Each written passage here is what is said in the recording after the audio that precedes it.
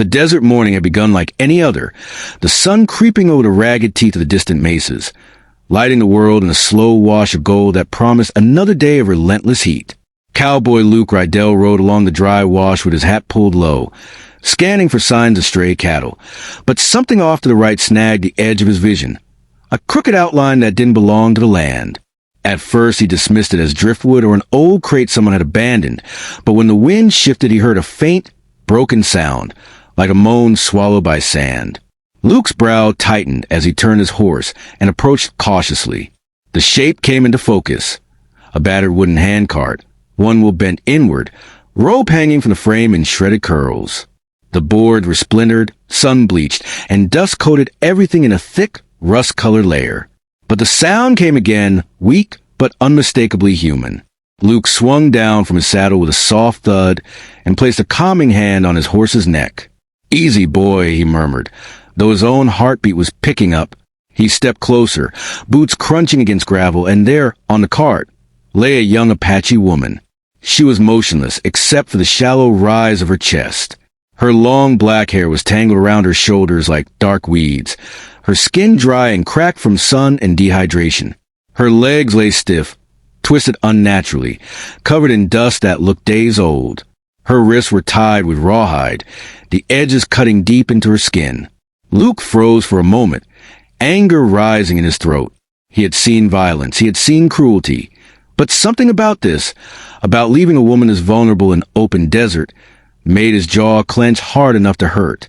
He knelt beside her, offering his shadow as shade. "Ma'am, can you hear me?"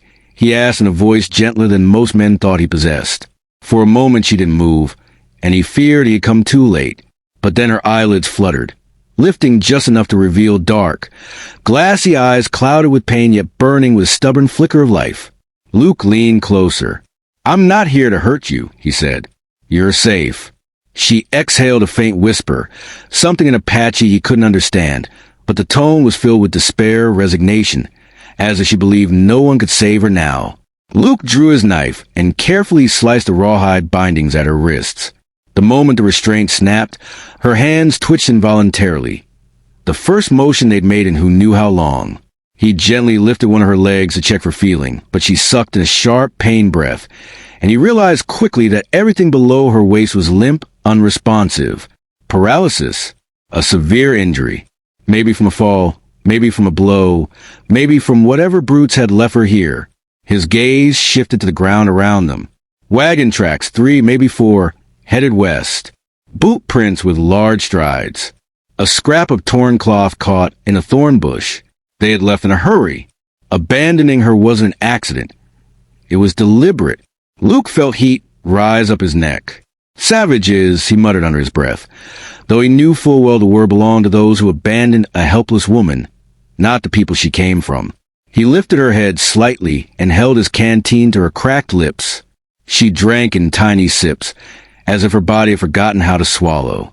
When he pulled it away, her eyes focused on him more clearly, searching his face as if trying to decide whether he was real or another trick of the sun. "You're going to be all right," he murmured, even though he had no idea how he was going to make that true. The handcart was in miserable shape, the sun unforgiving, and the nearest settlement was miles away. Leaving her alone to fetch help would be a death sentence. Carrying her on horseback, without support, could worsen her injuries. And dragging the car across the rough desert floor would be slow, exhausting, and dangerous. Coyotes had already begun to linger at a distance, shadows slipping behind rocks, waiting. Luke felt the weight of the decision pressing down on him. He could walk away. No law demanded he risk his life for the stranger. But then she blinked, slowly, as if telling him she expected him to leave like the others had. That small, resigned certainty in her eyes struck him harder than any blow. He stood, gripped the wooden handles of the battered handcart, tested the weight, and nearly buckled. She was light, far too light for a grown woman. Evidence of suffering long before today. Luke adjusted his stance, tightened his grip, and pulled again. The cart jerked.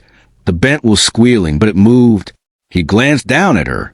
"Well, ma'am," he said, voice steady and sure, "looks like today you're wrong about being left behind."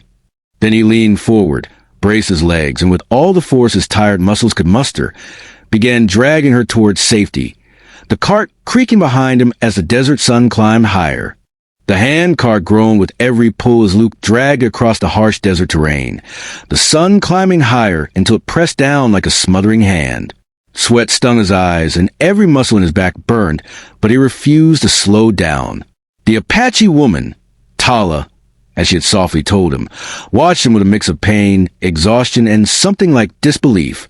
She tried to speak more, but each word scraped out of her like a stone. Her breathing was shallow, her face pale beneath the dust. Luke kept glancing at her to make sure she was still conscious. He didn't know much about spinal injuries, but he knew fear when he saw it, and she carried a deep one buried behind her stoic expression. Around midday, he found a little shade beside a rock formation and lowered the cart carefully. He offered her water again, holding the canteen to her lips.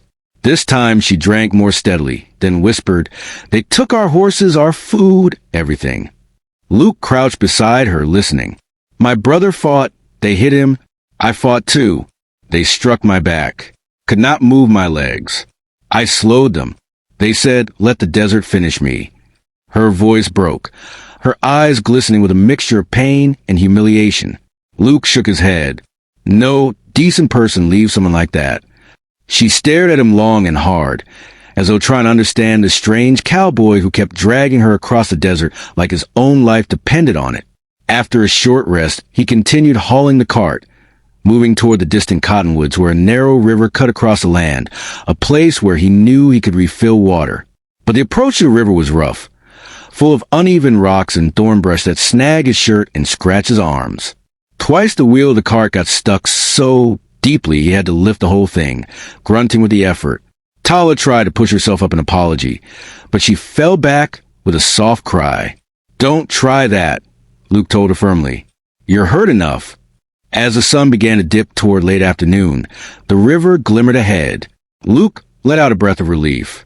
But the moment they reached the shallow reeds, a rustle of movement froze him in place. 3 men on horseback emerged from the riverbank, rifles slung casually across their arms.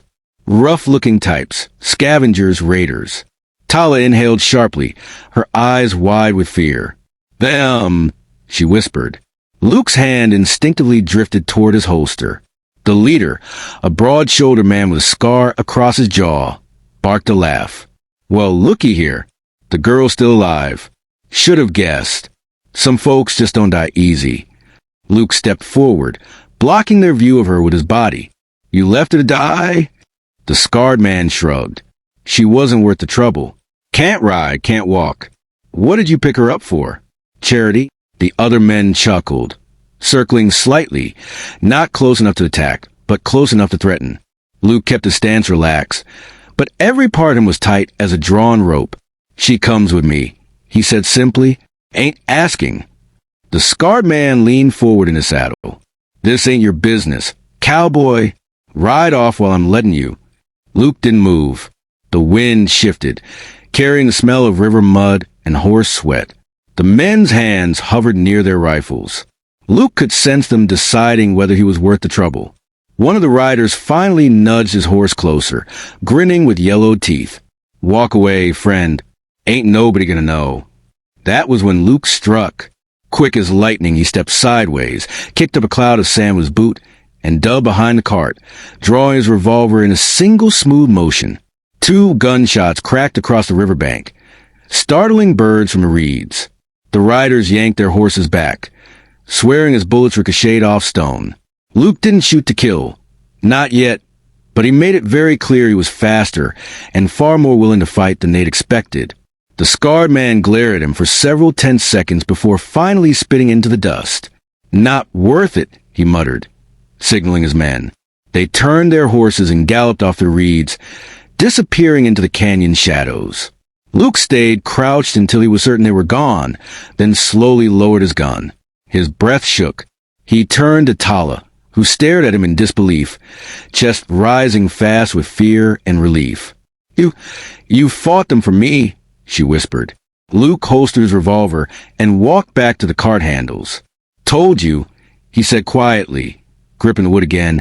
"Ain't nobody getting left behind today." And despite the ache in every limb, despite the danger that would surely come again, he pulled her forward toward the river, determined to get her somewhere safe, even if the whole desert turned against them. By the time Luke reached the canyon settlement 2 days later, he was walking like a man hollowed out by exhaustion, each step a battle against a throbbing ache in his legs and back. Dust clung to him in thick layers. His hat was bent out of shape, and his voice had long since gone hoarse from offering constant reassurance to Tala every time she drifted toward unconsciousness. But he never stopped. Not when the nights turned cold enough to bite through his coat. Not when the cart wheel nearly fell off on a steep slope. And not when coyotes trailed him from the ridges with hungry patience. When the settlement finally appeared, a cluster of small wooden structures tucked between high canyon walls, Luke felt his legs nearly buckle with relief. A few townsfolk turned their heads as he dragged the broken cart into view, their eyes widening at the sight of the paralyzed Apache woman lying weakly on the planks. "Medic!" someone shouted, and 2 strong men hurried over to help lift Tala from the cart, carrying her inside the healer's hut. Luke followed close behind, swaying slightly from fatigue, but refusing to leave her side until he knew she was in safe hands. The healer, an older woman with silver-streaked hair and sharp, attentive eyes, examined Tala with gentle but precise movements. She pressed along her spine, checked her pulse, and asked her a few questions in a calm voice. Luke waited outside the doorway, gripping the doorframe because he feared his legs might give out if he let go. The minutes stretched out unbearably. Every sound from inside made his heart lurch. Soft groans, murmured words, the rustle of blankets. He dragged her across half the desert on nothing but stubbornness and hope. Now, with her fate in someone else's hands, his body finally allowed itself to feel the crushing fatigue and the creeping fear that he might have gotten her here too late.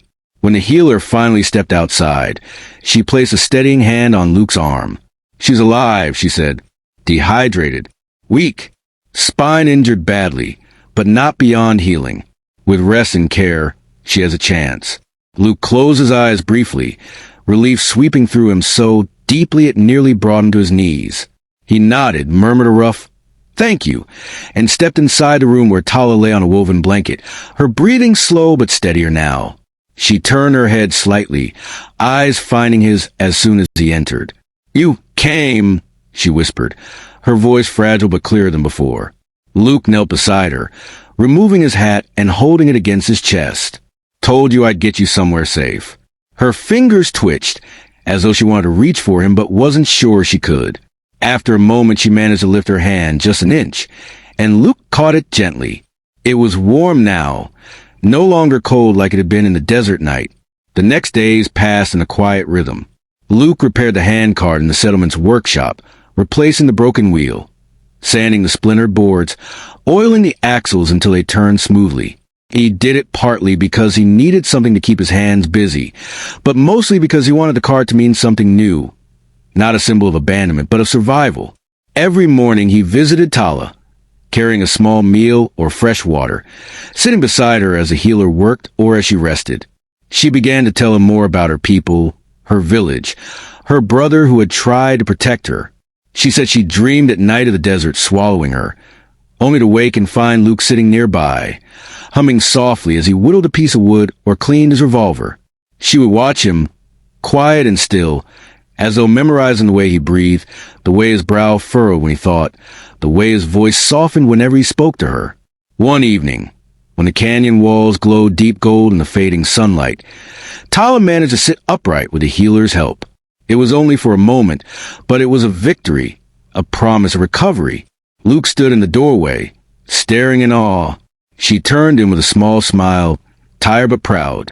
"You saved my life," she said simply. Luke shook his head. "Just did what any man ought to." "No," she said with quiet certainty. "Not any man." Her gaze held his for a long moment, filled with gratitude deeper than words. She told him her people would come for her soon, that scouts were already searching. "When they find me," she said, "I will go home, but I want you to visit. You will be welcomed among us." Luke's chest warmed with a feeling he hadn't expected. He tipped his hat with a slow, genuine smile. "Reckon I'd like that." As he sat beside her, the newly repaired handcart stood outside the hut, gleaming in the soft evening light. A silent witness to a journey that had bound two lives together, not by blood or tribe, but by courage, by compassion, and by one cowboy's refusal to walk away when someone most needed him.